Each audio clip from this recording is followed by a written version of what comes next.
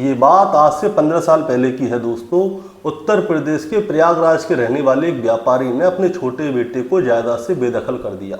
बेदखल करने की वजह ये थी कि छोटे बेटे को एक दूसरी जाति की लड़की पसंद आ गई थी और वो उससे शादी करना चाहता था। लेकिन व्यापारी ने साफ कह दिया कि देख, अगर तू इस लड़की से शादी करेगा तो तुझे मैं अपने घर में नहीं रहने दूंगा और ना ही तुझे फूटी कौड़ी दूंगा, जायदाद से बेदखल कर दूंगा। बेटा बगावती निकला, उसने अपने बाप का घर छोड़ा, जायदाद छोड़ी और उसी लड़की के साथ लिविंग में रहने लग गया और थोड़े दिन बाद उसी लड़की से शादी कर ली। शादी करने के बाद बेटे और बहू ने क्या किया, एक मैट्रिमोनियल साइट चलाई। मैट्रिमोनियल साइट पे ये लोग शादी कराने का दावा करते हैं। शादी होती है नहीं होती ये तो जानकारी नहीं है, लेकिन इन लोगों की कमाई बहुत अच्छी हुई। इन लोगों ने लोगों से पैसे ठगे थे शादी कराने के नाम पे, इसीलिए पति पत्नी का नाम बंटी और बबली रख दिया गया और इन दोनों ने करोड़ों रुपए छापे उस वेबसाइट से। इसके बाद इनके ऊपर केस भी चले, जेल भी गए। लेकिन दोस्तों अभी इसी महीने की बात है, 2 जून 2026 की बात है। जो बेटा मैट्रिमोनियल साइट चलाता है बंटी और उसकी बबली, इनके परिवार वालों के साथ क्या हुआ, जो बेटा है उसका बाप, उसकी माँ, उसकी बहन और उसका बड़ा भाई, इन चारों लोगों का किसी ने कत्ल कर दिया। और कत्ल करने के बाद जितना भी जेवरात था घर में, तकरीबन 1 करोड़ रुपए का जेवरात था, उस सभी को चुरा चुरू के वहाँ से भाग गया। अब पुलिस मौके पर पहुँचती है और जब छानबीन की जाती है तो पुलिस को वहाँ से एक बोर्ड मिलता है और उस बोर्ड के ऊपर लिखा हुआ था कि बंटी बबली बहू ने मारा। अब पुलिस क्या करती है, बंटी बबली को ढूंढती है और जब बंटी बबली को ढूंढा जाता है तो पता चलता है कि जो बेटा है वो पहले से ही जेल में है।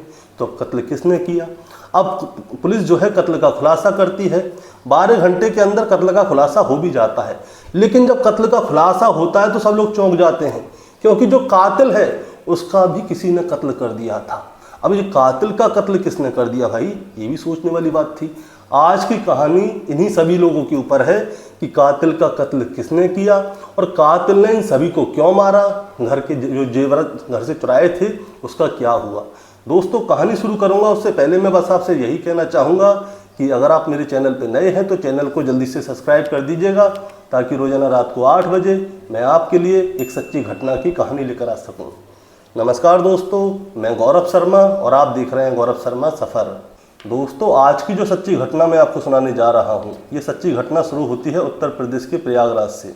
और प्रयागराज में सदर कोतवाली थाना है और सदर कोतवाली थाना क्षेत्र के अंतर्गत ही साउथ मलाका एक एरिया आता है और साउथ मलाका एरिया के नज़दीक में ही सब्जी मंडी है। 2 जून 2026 की सुबह की बात है। सब्जी मंडी में लोग सब्जियाँ ले रहे थे और जिसको बाजार जाना था बाजार आ जा रहे थे। तभी होता क्या है, सुबह ही सुबह सभी को वहाँ पे एक अजीब सी बदबू आती है। अब सब लोग अपने अपने काम में व्यस्त थे, बदबू पे इतना कोई ध्यान देता नहीं है। सुबह से दोपहर हो जाती है।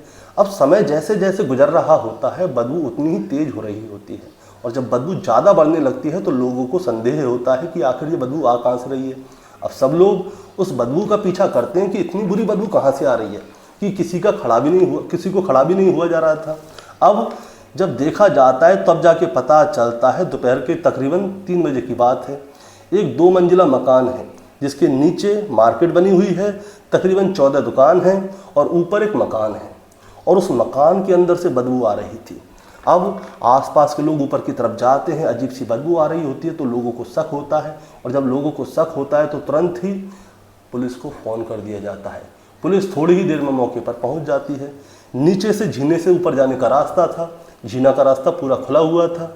ऊपर जाते हैं जब जो घर है मेन गेट, वहाँ पे पुलिस वाले जाते हैं तो पता चलता है कि लोहे का गेट है, उसके बाहर ताला लटका हुआ है।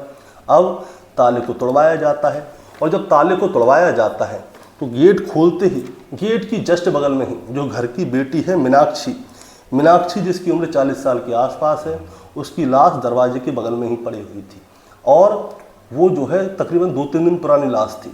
पुलिस वाले जैसे ही देखते हैं कि भाई घर में एक लाश पड़ी हुई है, अब जानकारी लेते हैं कि घर में कितने लोग रहते हैं तो पता चलता है 4 लोग रहते हैं। अब 3 लोग कहाँ गए? अब घर की अच्छी तरह से तलाशी ली जाती है और घर के अंदर जाया जाता है और जब घर के अंदर जाया जाता है तो घर के अंदर एक कमरा है, कमरे में एक बेड है और उस बेड पे जो घर के मुखिया हैं वीरेंद्र कुमार जिनकी उम्र 70 साल के आसपास है वो पड़े हुए थे। उनकी पत्नी अनीता जिसकी उम्र 65 साल के आसपास है वो भी पड़ी हुई थी और इन तीनों को देख के ऐसा लग रहा था कि मानो इनके सर को किसी भारी चीज़ से कुचला गया है जिसकी वजह से इन लोगों की मौत हुई है। अब पुलिस वाले क्या करते हैं, इस पूरे घर की अच्छी तरह से जांच पड़ताल कर रहे होते हैं। और जब जांच पड़ताल कर रहे होते हैं तो पुलिस वालों को महसूस होता है कि इस घर में लूट हुई है, क्योंकि अलमारियां खुली हुई थी, घर का सामान भी गायब सा ऐसा लग रहा था। और घर के अंदर एक बोर्ड मिलता है, उस बोर्ड के ऊपर लिखा हुआ था कि बंटी बबली बहू ने मारा। अब ये बंटी बबली बहू कौन है, ये वाली बात पुलिस वाले सोच रहे होते हैं। इतनी ही देर में इस परिवार के हत्याकांड की खबर जो है नीचे मार्केट में फैल जाती है। मार्केट में फैलने के बाद पूरे शहर में फैल जाती है। इनके रिश्तेदार वहाँ पे आ जाते हैं। रिश्तेदार वहाँ पे आते हैं तो उनसे पूछा जाता है कि भाई घर में कौन कौन लोग रहते हैं। तब रिश्तेदार बताते हैं कि घर में टोटल 4 लोग रहते हैं, जिसमें जो घर के मुखिया हैं वीरेंद्र कुमार, उनकी पत्नी अनीता, उनकी बेटी मीनाक्षी जिसकी उम्र 40 साल के आसपास है, उनका एक बेटा है अभिषेक जिसकी उम्र 38 साल के आसपास है। अब घर के अंदर 4 लोग रहते हैं, लेकिन लाश मिली है 3 की, माँ, बाप और बेटी। बेटा घर से गायब है।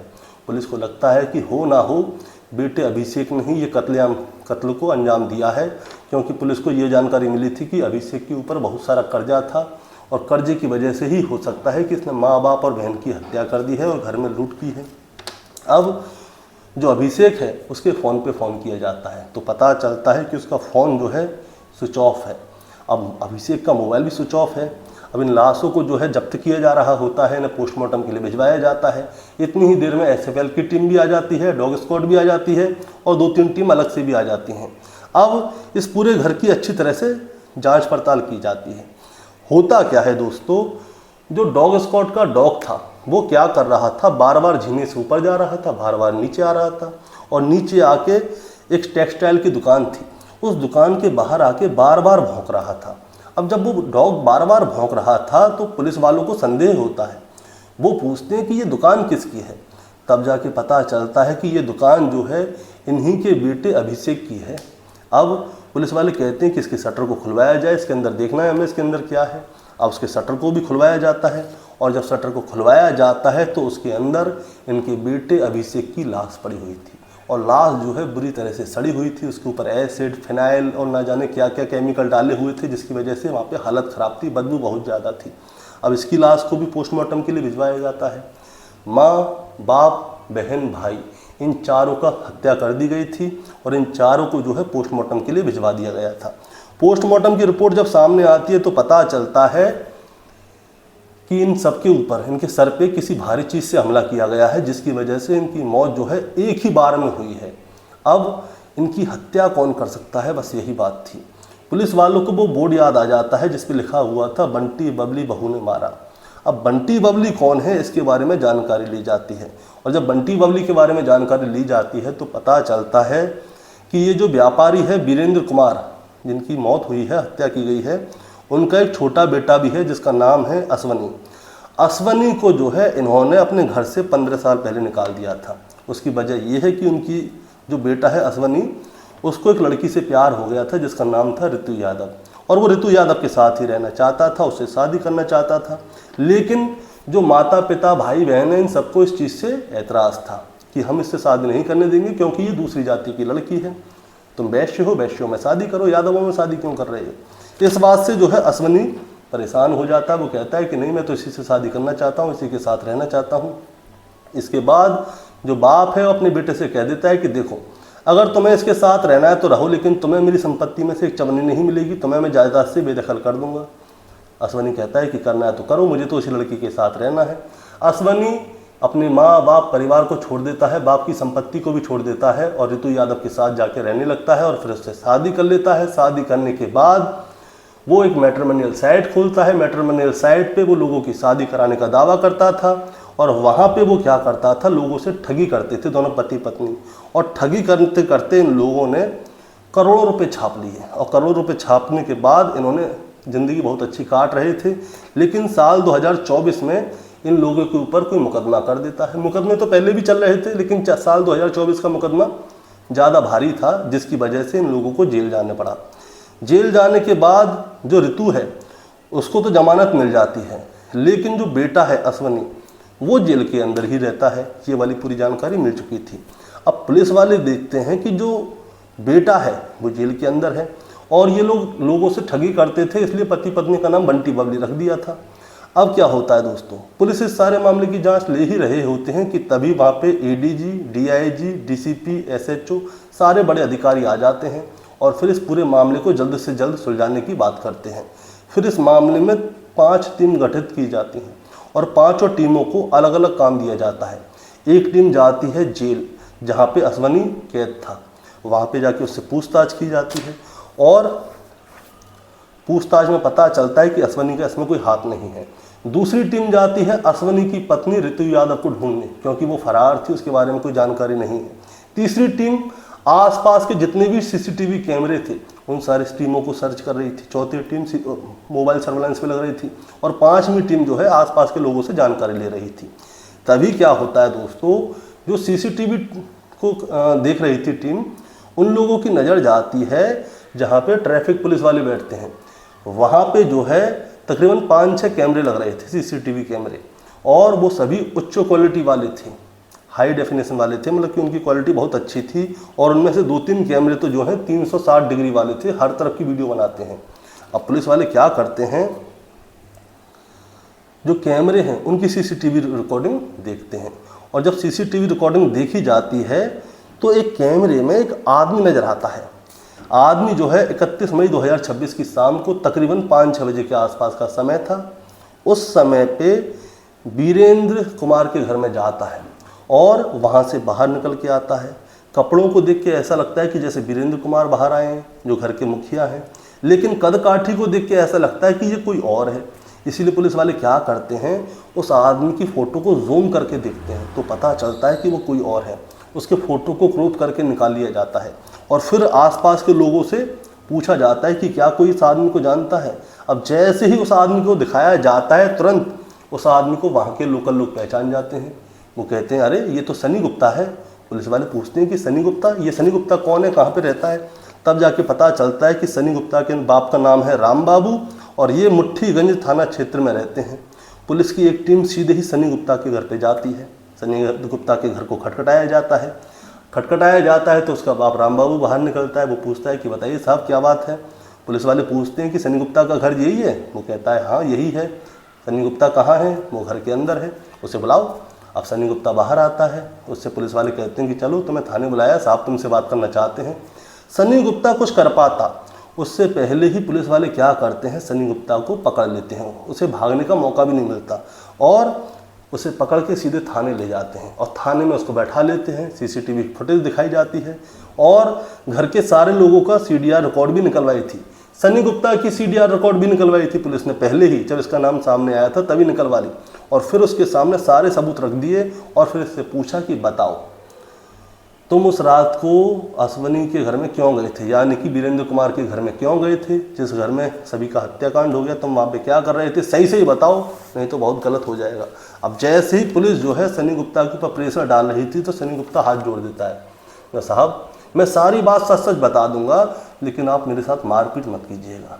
पुलिस वाले कहते हैं कि अगर तुम सारी बात सच सच बताओगे ना हम तुम्हें हाथ भी नहीं लगाएंगे, बस शर्त ये है कि तुम सारी बात सच सच ही बताना, अगर तुमने एक भी झूठ बोला तो तुम्हें मार पड़ेगी। सनी गुप्ता कहता है कि नहीं साहब मैं एक भी झूठ नहीं बोलूँगा। इसके बाद सनी गुप्ता बताता है कि जो इस घर का बड़ा बेटा है अभिषेक, अभिषेक के साथ में सनी गुप्ता की दोस्ती है और इनके घर के नीचे जो मार्केट है उसी मार्केट में सनी गुप्ता की कचौड़ी समोसे की दुकान है। तारीख थी 31 मई 2026। 31 मई 2026 की दोपहर लगभग 3:30 बजे के आसपास का समय था। अभिषेक ने सनी गुप्ता को फ़ोन किया, उसे फ़ोन करके अपनी दुकान पर बुलाया और उससे कहा कि आज मेरा बियर पीने का मन है, तुम ऐसा करो बियर लेके आओ और 2-2 समोसे मारेंगे, मैं आज बड़ा परेशान हूँ। सनी गुप्ता जाता है, बियर लेकर आता है, अपनी दुकान से समोसे लेकर आता है। इसके बाद अभिषेक की दुकान के अंदर बैठ जाते हैं, शटर गिरा लेते हैं और शटर गिराने के बाद अभिषेक बियर पीते पीते अपनी मन की बात जो है सनी गुप्ता को बताता है। वो कहता है कि यार मेरे ऊपर बहुत कर्ज है, मेरे परिवार वाले मेरा साथ नहीं दे रहे, मैं क्या करूँ, मेरे बाप ने मुझे जायदाद से बेदखल कर दिया है साल 2022 में, तुझे पता है, खाली एक दुकान दे दी है, ये दुकान भी घाटे में चल रही है, जैसे तैसे अपने घर का खर्चा चला रहा हूँ। और तो और मेरे बाप ने आज से 15 साल पहले मेरे छोटे भाई को भी बेदखल कर दिया, पता नहीं कहाँ लेके जाएगा इतनी संपत्ति को, मेरा साथ कहीं नहीं देता, लेकिन जो मेरी बहन है उसके लिए गिफ्ट की दुकान खुलवा दी है, बहन कहती है मुझे इतने रुपये चाहिए, उतने रुपये दे देता है, मुझे कुछ नहीं देता, मैं बहुत परेशान हूँ यार, कर्जा बहुत ज़्यादा है। अब सनी कहता है कि हाँ यार क्या किया जाए, भाई बाप तो बाप है, उसकी जो मर्जी वो करे। अभिषेक कहता है सनी एक बात बोलूं, अगर तुम मेरा साथ दो तो तुम्हारा भी फ़ायदा मेरा भी फ़ायदा। सनी कहता है कि बताओ क्या बात है। अभिषेक कहता है कि मेरे घर के अंदर बहुत माल है, क्यों ना उस माल को लूट लिया जाए, मेरा कर्जा एक दिन में ही उतर जाएगा, इतना माल है, और तुम्हें भी फ़ायदा हो जाएगा। अब बियर पीते पीते क्या होता है, इन दोनों ने प्लानिंग कर ली कि घर में जाएंगे, सबको मार डालेंगे और घर में जितना माल है सबको लूट लेंगे, और जो इल्ज़ाम है वो छोटे भाई और भाभी पे लगा देंगे। यानी कि जो अश्वनी है छोटा भाई और उसकी पत्नी ऋतु यादव है, इन दोनों के ऊपर इल्ज़ाम लगा देंगे। ये एक बोर्ड पे ऋतु का नाम लिखते हैं, बंटी बबली और बहू ने मारा, ताकि कल को कातिल को जब पुलिस ढूंढेगी तो इन दोनों का नाम आएगा और ये अभिषेक बच जाएगा। अब समय गुजर जाता है, शाम के बज जाते हैं 5। 31 मई 2026 की शाम की 5 बजे की बात है। 5 बजे अभिषेक की बहन मीनाक्षी जो है अपनी दुकान को खोलने के लिए आती है गिफ्ट वाली को, और इनको ये वाली बात पता थी। अभिषेक ने और सनी ने बियर पी रखी थी, मूड बने हुए थे। शाम को 5 बजे का समय था। मीनाक्षी ऊपर से झीने में से नीचे आ रही होती है। इन लोगों ने पहले से ही एक रॉड ले रखी होती है लोहे की अपने हाथ में। मीनाक्षी नीचे आती है, इनसे हंस के बात करती है कि इतनी ही देर में अभिषेक क्या करता है, उस रॉड को अपनी बहन के सर में भर के मारता है फुल स्पीड में। एक ही बार में उसकी बहन मर जाती है। फिर ये दोनों क्या करते हैं, बहन की लाश को घसीटते घसीटते झीने में से ऊपर ले जाते हैं, दरवाज़ा अंदर से बंद कर देते हैं, लाश को झीने की बगल में फेंक देते हैं। घर के अंदर जाते हैं। घर के अंदर जो है इनकी माँ अनीता, वो अक्सर बीमार रहती है और बेड पे ही पड़ी रहती हैं ज़्यादातर, और उसके पिता वीरेंद्र बेड पे ही थे उस समय, दोनों जने आराम कर रहे थे अंदर लेटे हुए। अब अभिषेक घर के अंदर जाता है, पहले तो अपनी माँ के सर में उसी रॉड को बहुत ज़ोर से मारता है कि माँ बेचारी बोल भी नहीं पाती। बाप कुछ समझ पाता, उससे पहले बाप के सर में भी उसी रॉड को मार देता है। माँ और बाप दोनों की हत्या कर दी। इसके बाद ये लोग अलमारी खोलते हैं, अलमारियों में देखते हैं कहाँ पे क्या रखा हुआ है। वहाँ पे जितना भी माल था उस सारे माल को समेट के ले जाते हैं। तकरीबन 1 किलो सोना था, 350 ग्राम चांदी थी और कैश था। ये सारे चीज़ को समेटते हैं और वहाँ से निकल जाते हैं, और निकलने के बाद नीचे आते हैं अभिषेक की दुकान में और दुकान का शटर गिरा देते हैं, और शटर गिराने के बाद हिस्से बांट शुरू होता है। हिस्सा बांट जब शुरू होता है तो अभिषेक क्या करता है, जो लूटा हुआ माल था, बहुत सारे उसमें ज्वेलरी थी, उसमें से 4 सोने की चूड़ी, 1 गले का हार सनी गुप्ता को दे देता है और उससे कहता है कि ये ले और तू जा। सनी गुप्ता कहता है कि भाई पूरे हत्याकांड में, लूट में मैं तेरा साथ दिया, तो इस हिसाब से तो आधी ज्वेलरी मेरी आधी तेरी होनी चाहिए, ये 4 चूड़ी और 1 हार क्यों पकड़ा रहा है। तो अभिषेक कहता है कि देख भाई, घर मेरा है, माँ बाप की हत्या मेरे की हुई है, लूटा मैंने है, तो सब कुछ तुझे क्यों दूँ, तूने जितना साथ दिया था मैंने तुझे उतना दे दिया। सनी गुप्ता को ये वाली बात बहुत ज़्यादा बुरी लगती है। अब सनी गुप्ता उन 4 चूड़ी और उस गले के हार को ले तो लेता है, लेकिन जैसे ही मौका मिलता है तो वो क्या करता है, अभिषेक ने जिस लोहे की रॉड से अपनी माँ, बाप और बहन की हत्या की थी, वो रॉड वहीं पे रखी हुई थी। सनी गुप्ता उस रॉड को उठाता है। अभिषेक उस समय पे सोने की ज्वेलरी को देख रहा होता है, पीछे से आता है, अभिषेक के सर में इतनी जोर से देता है कि अभिषेक एक ही बार में ज़मीन में गिर जाता है और वो भी मर जाता है। इसके बाद क्या होता है दोस्तों, अभिषेक की जो दुकान है वो फिनाइल, सरफ, शैम्पू इनकी थी, यानी कि टॉयलेट वगैरह साफ़ करने का सामान उसके यहाँ पे मिलता था, एसिड वगैरह भी मिलता था। सनी गुप्ता उस सारे माल को समेटता है। इसके बाद अभिषेक के ऊपर फिनाइल, एसिड और 2-4 तरह के केमिकल डालता है, उस जगह को साफ करता है, ऊपर जाता है घर में जाके जो घर का मालिक है उसके कपड़ों को पहनता है, और घर में जिस जिस जगह पे उसके फिंगरप्रिंट हो सकते हैं उन सारी जगहों को केमिकल से साफ करता है, और जो घर में अंदर सामान था उसे निकाल के बाहर लाता है, जो मतलब अपना सामान जो चुराया था उसको लेके आता है। और वो घर में तकरीबन 2-3 बार गया था, और जब वो 2-3 बार गया था तो 360 डिग्री वाले कैमरे में वो रिकॉर्ड हो गया था, और उसी की वजह से पुलिस उसके पास पहुंच गई। इसके बाद पुलिस ने उससे पूछा कि बताओ तुमने वो सोना और वो चांदी और वो पैसे कहाँ रखे, तो वो बताता है कि मैंने अपनी दुकान में छुपाया है। अब पुलिस उसको अपने साथ ले जाती है, तो तकरीबन 1 किलो सोना मिलता है, 350 ग्राम चांदी मिलती है, कुछ कैश मिलता है। इसके बाद पुलिस ने इस पूरे हत्याकांड का खुलासा महज 12 घंटे में ही कर दिया था, जो कि अच्छी बात है कि 12 घंटे में ही खुलासा हो गया, नहीं तो बंटी बबली को ढूंढती रहती। अब इसके बाद में सनी गुप्ता को जेल में डाल दिया गया है, उसके ऊपर केस चल रहा है।